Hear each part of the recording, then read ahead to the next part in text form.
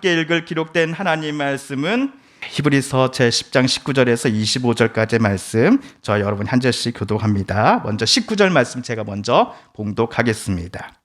그러므로 형제들아, 우리가 예수의 피를 힘입어 성소에 들어갈 담력을 얻었나니 우리를 위하여 휘장 가운데로 열어놓으신 이런 살 길이요, 휘장은 길이라.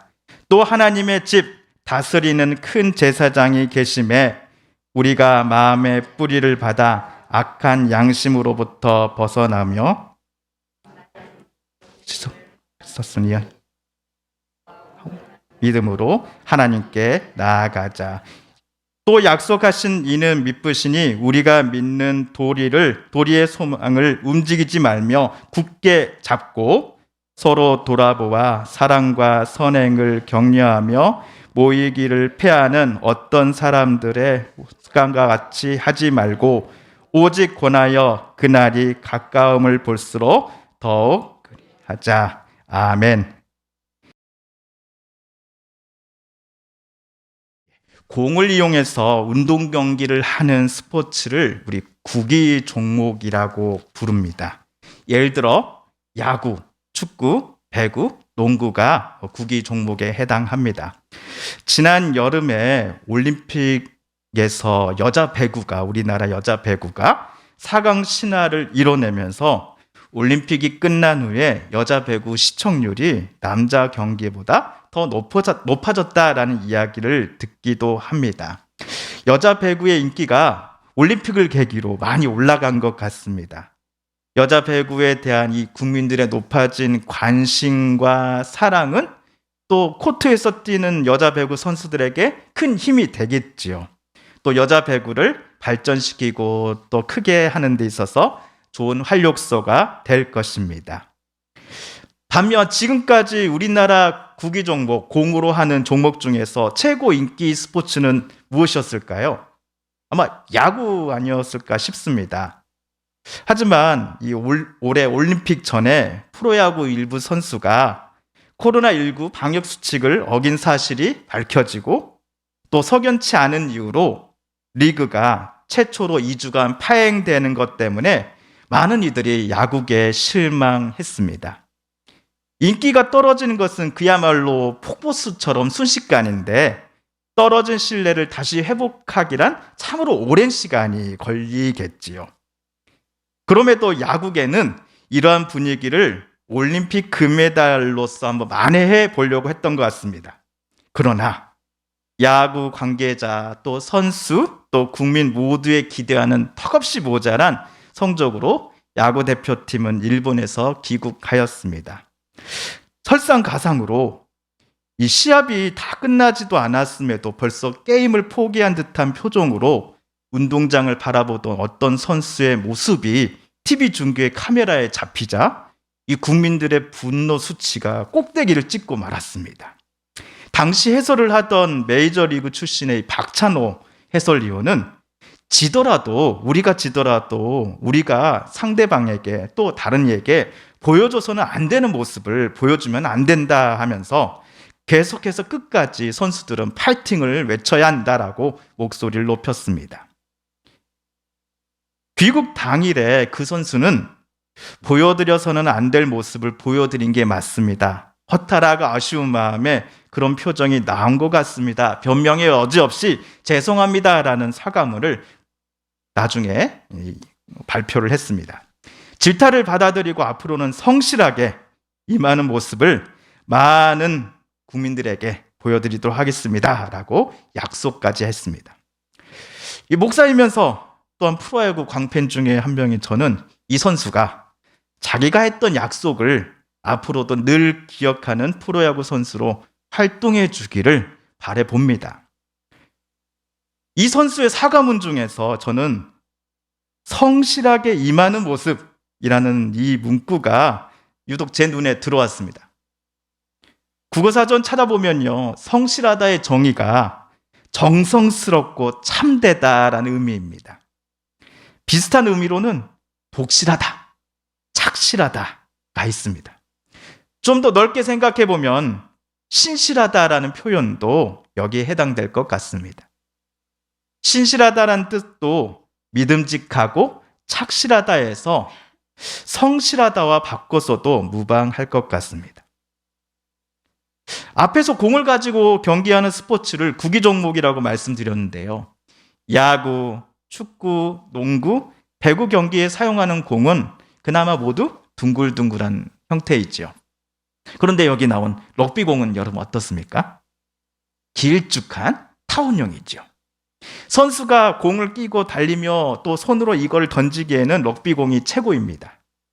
하지만 럭비공의 부위 중에 이 뾰족한 부위가 땅에 닿는다고 한번 생각해 보십시오. 어떻게 될까요?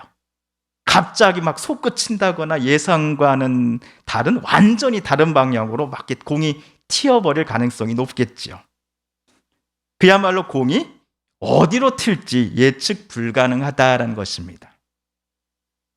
혹시 저와 여러분이 아는 분 중에 전혀 종잡을 수 없는 말을 꺼낸다거나 돌발 행동을 하는 이가 계시지는 않습니까? 이런 분들을 가리켜서 우리가 뭐라고 그러죠? 거참 그놈 럭비공 같아 라는 표현을 쓰시지요. 그분들의 모습을 어디로 튈지 모르는 럭비공에 빗대어 표현한 겁니다. 럭비공과 같은 모습이 한두 번이라면 우리는 그냥 애교로 그분의 이야기들을 또 행동을 이해해 줄 수 있을 겁니다. 하지만 돌발 언행이 그를 만날 때마다 계속 나타난다면 우리는 그분을 만나기가 매우 꺼려질 겁니다. 그분이 우리에게 한 약속도 언제 그랬냐는 듯이 뒤집어질지 모르기 때문에 웬만하면 우리는 그 사람과 계약을 하지 않으려고 할 겁니다. 행여나 법적으로 중요한 계약을 해야 된다거나 돈과 관련된 거래를 해야 할 때 럭비공처럼 어디로 튈지 모르는 사람과는 구두 계약을 반드시 피해야 합니다. 어쩔 수 없이 약속을 해야 한다면 문서로 된 계약서를 작성해야 하죠. 왜냐하면 그를 신뢰할 수 없기 때문입니다. 그렇다면 럭비공과 같은 사람의 반대말은 여러분 무엇일까요? 앞과 뒤가 한결같은 사람이겠죠.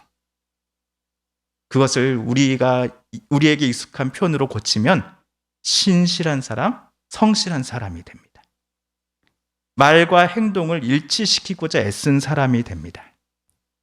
말과 행동이 어느 정도 예측이 되는 사람을 가리켜 신실한 사람이라고 말합니다. 약속했던 것을 완수하지 못했을 때가 있다 한다면 미안함으로 다른 이들에게 용서를 진심으로 구할 줄 아는 사람이 신실한 사람입니다. 똑같은 상황을 두고서 어떤 때에는 기분 좋게 막 이야기하다가 다른 때에는 얼굴을 붉히며 공격적으로 이야기하는 모습을 우리는 결코 신실하다라고 이야기할 수 없을 겁니다. 그런데 오늘 우리가 읽은 히브리서를 쓴 사람은요, 예수님이 신실하신 분이다라고 고백했습니다. 23절에 나오는 미쁘시다, 이 미쁘시다라는 단어를 쉬운 우리말 성경은 신실하시다라고 번역을 해놓았습니다. 히브리서를 쓴 사람은 무슨 근거로 예수님을 럭비공과 같은 분이 아니신 신실하신 분이다라고 고백했을까요?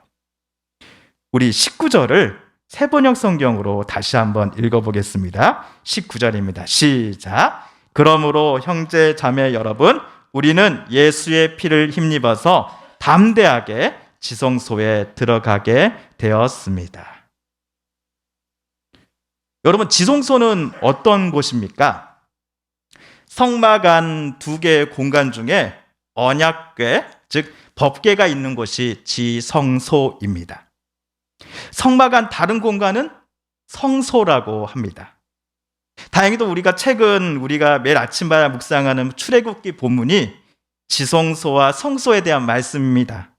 그래서 오늘 신약 히브리서에 나온 지성소가 저희 여러분에게는 낯설지만은 않으실 겁니다. 성막 안 공간 중에 성소는 이스라엘 백성의 제사장으로 섬기는 아론과 그의 아들들이 매일 출입하고 활동하는 공간입니다. 이에 반해 맨 끝에 방인 지성소는 일반 제사장은 들어갈 수 없는 공간입니다. 대제사장인 아론만이 들어갈 수 있습니다.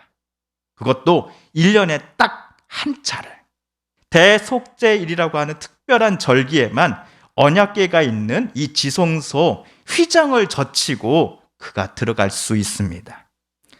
언약궤는 거룩하신 하나님의 임재를 상징하는 제2기구입니다. 그렇게 하나님이 지정하신 사람이 아니라면 하나님의 임재로 가득한 지성소에 출입하는 것은 곧 죽음을 뜻했습니다. 자, 그런데 오늘 말씀 19절을 보시면요, 신약의 히브리서를 쓴 사람은 저와 여러분이 담대하게 하나님이 계시는 지성소에 들어갈 수 있게 되었다라고 고백합니다. 또한 같은 책 4장 16절에서도 비슷한 고백이 쓰여져 있습니다. 그러므로 우리는 담대하게 은혜 보좌로 나아갑시다. 그리하여 우리가 자비를 받고 은혜를 입어서 제때에 주시는 도움을 받도록 합시다. 4장 16절에서 이 은혜의 보좌는 하나님이 계시는 성막 안 지성소를 가리킵니다.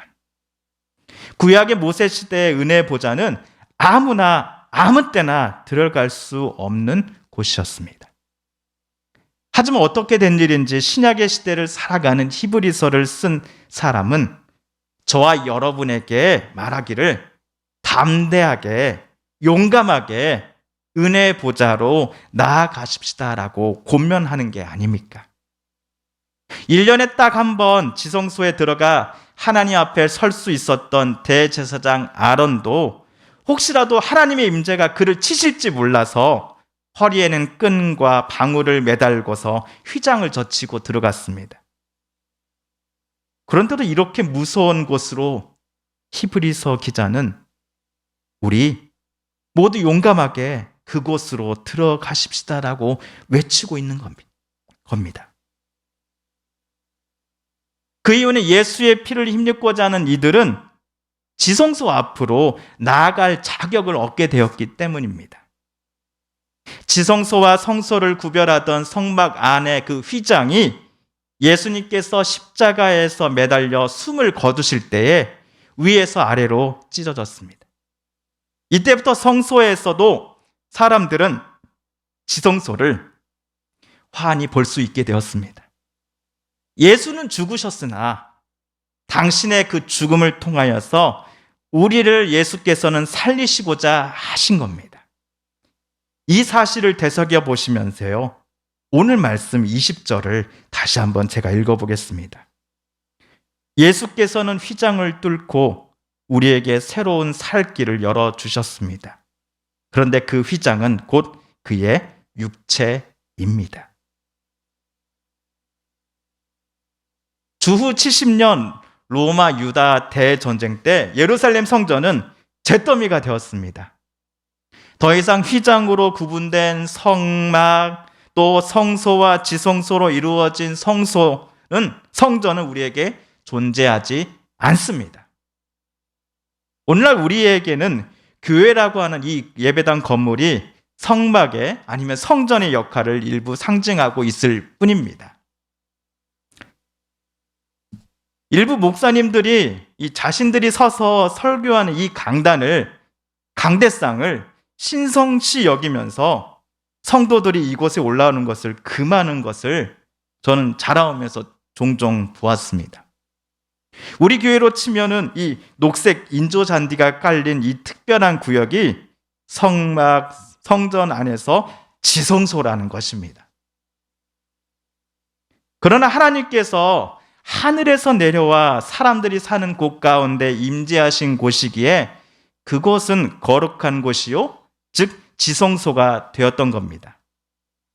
하나님께서 그 기름과 향을 거룩하다라고 선언해 주시고 그 기름이 닿는 자마다 거룩해질 것이다 라고 말씀해 주셨기에 그 기름이 거룩한 기름이 되고 그 기름 부음을 받은 사람이 거룩한 사람이다라고 하나님께서 인정해 주신 겁니다. 그렇기에 오늘 저와 여러분이 읽은 히브리서 말씀은 성막이나 성전 아니면 오늘날의 교회 건물 입구에서 제일 깊숙이 떨어진 공간으로 우리가 나아가자라는 권면이 절대로 아닙니다. 하나님의 임재를 향해서 우리가 용감하게 담대히 나아가자라는 권면이기 때문입니다. 이거 우리 서북교회 예배실 뿐만 아니라 우리 성도님들의 집, 거실, 방, 또 논과 밭, 그리고 배와 일터와 사무실이 하나님을 만나는 배들이 될 수 있습니다.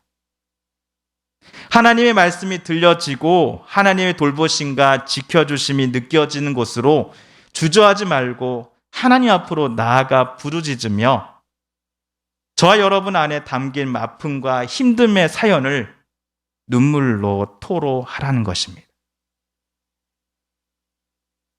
결혼을 하고서도 오랫동안 아이를 갖지 못해서 괴로워했던 한나가 성막에 나와 하나님께 기도할 때였습니다.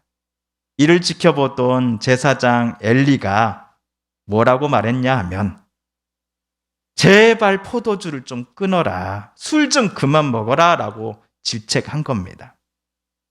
그러자 한나가 이렇게 대답을 합니다.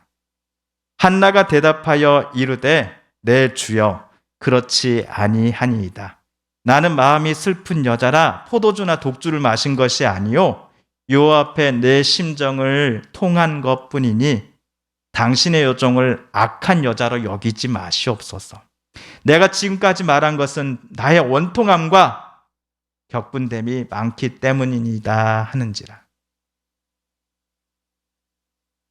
한나와 같은 똑같은 사연은 아니라 할지라도 한나 마음속에 있는 그 원통함, 격분됨, 분함과 서운함, 절망스러움과 미안함 때문에 눈물이 멈추지 않는 분들이 우리 중에 계시지는 않으십니까?